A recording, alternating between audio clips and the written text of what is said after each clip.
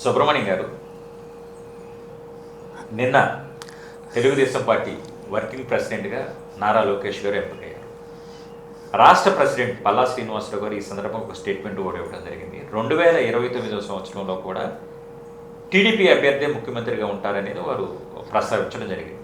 ఇందులో ప్రెసిడెంట్గా చంద్రబాబు నాయుడు గారు ఉంటారా, లేదా ముఖ్యమంత్రిగా చంద్రబాబు నాయుడు గారు ఉంటారా, లేదా లోకేష్ గారు ఉంటారా, అది వేరే అంశాన్ని పక్కన పెడితే ఈ నేపథ్యంలో సార్ ఈ వారి కామెంట్స్ వెనక మనం తాత్పర్యాన్ని గమనిస్తే 2029లో జనసేన పవన్ కళ్యాణ్ గారి భవిత్వం కానీ, లేదంటే వైసీపీ జగన్మోహన్ రెడ్డి గారి భవిత్వం కానీ ఎలా ఉండబోతుందని మీరు భావిస్తున్నారు sir? It is too early to comment on this. ఎందుకంటే ఇంకా 3 సంవత్సరాలు టైం ఉంది నెక్స్ట్ ఎలక్షన్కి.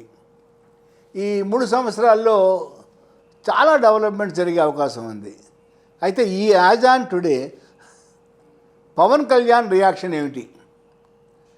పవన్ కళ్యాణ్ జనసేన పార్టీకి ఈరోజు కూడాను 8 to 10% కన్నా ఎక్కువ ఓటింగ్ షేర్ ఉంటుందని నేను అనుకోవట్లేదు.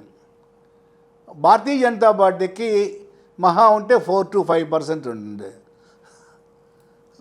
వీళ్ళిద్దరూ కలిస్తే 13 నుంచి 15% వాళ్ళ ఓటింగ్ షేర్ ఉంటుంది. కాబట్టి వాళ్ళుగా గవర్నమెంట్ని ఫామ్ చేయటం అనేది 2029లో కూడా సాధ్యమయ్యేది కాదు. ఎన్ని డెవలప్మెంట్ జరిగినా కూడా 2029లో కూడా అది సాధ్యమయ్యే పని కాదు. Next TDP versus Jaganmohan Reddy. ఇవాళ జగన్మోహన్ రెడ్డికి 2024 ఎన్నికల్లో 40% ఓట్ షేర్ వచ్చింది. ఇవాళ 35% కన్నా తగ్గుద్దని నేను అనుకోవట్లేదు. ఎందుకంటే చంద్రబాబు నాయుడు గారి ఓట్ షేర్ కన్నా ఎప్పుడూ కూడా జగన్మోహన్ రెడ్డి గారి ఓట్ షేర్ చాలా సాలిడ్, కన్సాలిడేటెడ్. అందువల్ల 35% కన్నా తక్కువ ఉంటుంది అని నేనైతే అనుకోవట్లేదు. వేరే చంద్రబాబు నాయుడు గారికి ఇంకొక 3 సంవత్సరాల పరిపాలనకి అడ్వాంటేజ్ ఉన్నది. ఈ 3 సంవత్సరాల్లో ఆయన తన గవర్నమెంట్ పెర్ఫార్మెన్స్ని ప్రజలకు చూపించేదానికి ఆస్కారం ఉంది. కాబట్టి 2029 ఎన్నికలు జరిగినా కూడా పవన్ కళ్యాణ్ కానీ భారతీయ జనతా పార్టీ కానీ అధికారంలోకి వచ్చేదానికి ఆస్కారం లేదు. 2, కూటమి మరలా కలిసి పోటీ చేస్తే కూటమే గెలిచేదానికి యాజాన్ టుడే చాలా అవకాశం ఉన్నది. అన్లెస్ భారతీయ జనతా పార్టీ ఏదైనా గేమ్ స్పాయిలర్గా పనిచేస్తే మనం చెప్పలేం. అయితే గేమ్ స్పాయిలర్గా పనిచేసే అవకాశం భారతీయ జనతా పార్టీకి లేదు. ఎందుకు లేదంటే ఇవాళ కూడా వాళ్ళకున్న సీట్ 240 లోక్సభలో.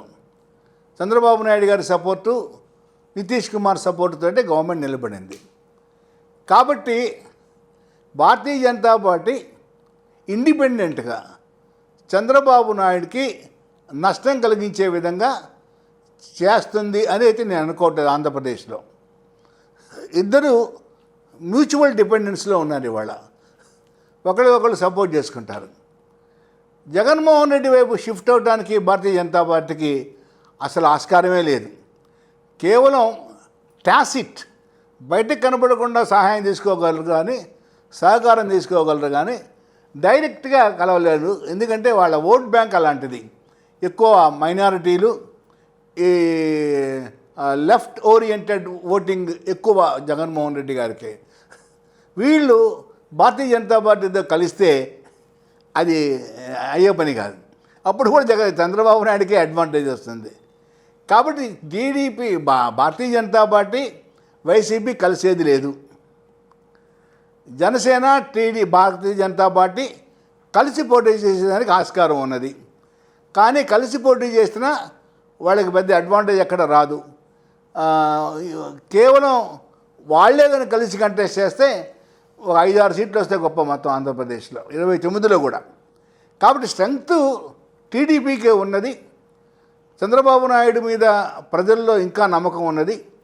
ఏది ఆయన ప్రైవేట్ సెక్టర్ని ఎంకరేజ్ చేస్తారు, గవర్నమెంట్ ఇన్స్టిట్యూషన్స్ని వీకెన్ చేస్తారు, ఇలాంటివన్నీ ఉన్నా కూడా ఓవరాల్గా ఒక పాజిటివ్ ఇమేజ్ న్యూట్రల్స్లో చంద్రబాబు నాయుడికే ఉన్నది. దాన్ని ఆధారంగా లోకేష్ కనుక వర్కౌట్ చేసుకోగలిగితే ఖచ్చితంగా లోకేష్ ఒక మంచి నాయకుడిగా ప్రజల్లోకి ఇంప్రెస్ చేయడానికి ఆస్కారం ఉంది. చంద్రబాబు నాయుడు అరెస్ట్ అయినప్పుడు కూడా లోకేష్ చాలా సంయమనం పాటించి సక్సెస్ఫుల్గా ప్రజల్ని ఇంప్రెస్ చేయగలిగాడు. అంతకుముందు పప్పు అని ఎగతాళి చేసిన వాళ్ళు కూడా ఇవాళ ఆ మాట అనడానికి ముందుకు రావట్లా. సో లోకేష్ యొక్క ఇమేజ్ మారిపోయింది. లోకేష్ ఇమేజ్ మారిపోయింది. కాకపోతే ఈ ప్రభుత్వం ప్రస్తుతం తెచ్చిపెట్టుకుంటున్న నష్టం అంతా కూడా ప్రైవేట్ సెక్టర్ని, ప్రైవేట్ పీపుల్ని ఓవర్గా ఎంకరేజ్ చేస్తున్నారు. ఉదాహరణకి మెడికల్ కాలేజీలు, ప్రభుత్వ రంగంలో ప్రారంభించిన మెడికల్ కాలేజీను పీపీపీ మోడల్లో తీసుకురావడం, ఇలాంటివి అవి కనుక కాస్త కంట్రోల్ కనుక చేసుకుంటే జనరల్ పబ్లిక్లో కూడా మంచి అవకాశం ఉంది. పవన్ కళ్యాణ్ నేను అనుకోవటం చంద్రబాబు నాయుడు తోటి, లోకేష్ తోటి కలిసి సెయిల్ చేస్తాడు. అలా కాకుండా ఇండిపెండెంట్గా యాక్ట్ చేస్తాడని అనుకోను, అన్లెస్ బీజేపీ ఎంకరేజ్ స్కీమ్. కానీ బీజేపీ ఎంకరేజ్ ఇప్పుడు చేస్తుందా అనేది అనుమానం.